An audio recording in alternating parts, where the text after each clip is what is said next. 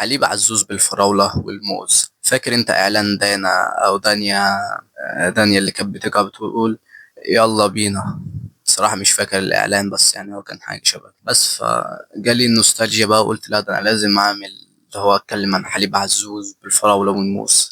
حاسسها أصلا حاجة اللي أنت لو قلت لواحد إيه أصلا أنت بتشرب، فيقول لك حليب عزوز. حاسسها حاجة فيها حاجة غريبة كده، فاهم؟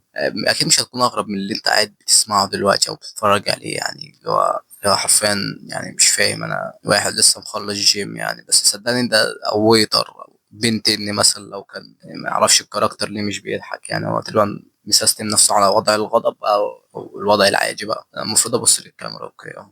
لا، أهلا كاميرا. بس فاحنا النهارده هنتكلم عن اللبن يعني بشكل عام. اللبن من ذات الأشياء ذات الفائدة اللي بتقوي عظمك، سوري، بتقوي عظامك، بتخلي عظامك مية على مية. اللبن ليه فوائد كتير أوي، إن هو جاي من الجاموسة وفي جاي من الإبل برضه، بس بيبقى غالي أوي معرفش ليه. حاسسها فيها عنصرية برضه، يعني حتى الحيوانات بقى فيها بينهم عنصرية، اللي انت تبقى عارف الفرق بين لبن الإبل ولبن البقرة. فاهم ازاي؟ يعني تحس ان اصلا لبن البقرة فهو اوريدي جاي من البقرة، فالبقرة عشان منتشر فهيكون سعره رخيص، عكس لبن الإبل اللي انت لازم تروح تدور عليه في الصحراء. وانا هنا بتكلم على الإبل. اللي فاتت دي نقطة مشفرة، يعني اللي هيفهمها يكتب لي تحت في الكومنتات يقول لي أنا فهمتها وأنا فاهم قصدك. يعني يا ريت يكون حد فهمني، حتى يعني حتى الفهمان ما بقاش في حد فاهمك، فتضطر اللي أنت تطلع تعمل، تضطر أنت تطلع تتكلم مع الناس، فاهم؟ وتتكلم مع أي حد غريب كده معدي مثلا.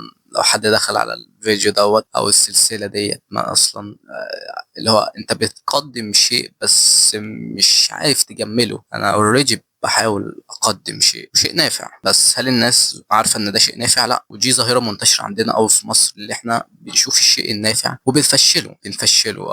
كلمة جديدة نضيفها للقاموس. طيب ليه احنا بنفشل أي شيء جديد طالما بدأ في مصر؟ معرفش، بس عشان هو شيء ناجح. إن مثلا تخيل مستر بيست لو كان مصري في مصر، هيعد من واحد لغاية 100,000. إيه يا اسطى الهبل ده؟ ما كانش حد هيضغط على الفيديو، أقسم إن ما كانش حد هيضغط على الفيديو. ليه؟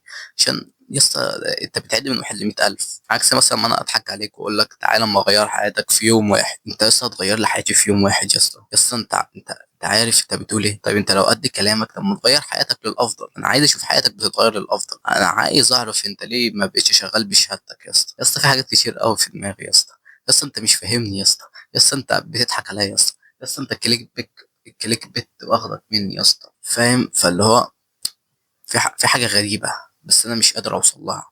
فعشان كده انا قلت ان الفيديو ده هيتسمى حليب عزوز بالفراولة والموز، لان احنا البنات بتمثل الفراولة والولاد بيمثلوا الموز، عشان الفراولة لونها احمر والموز لونه ابيض، الزمالك والاهلي او حاجة يعني شبه كده. بس اتمنى تعمل لايك وتشترك في القناة، ويقول لي لو الفيديو عجبك، والسلام عليكم.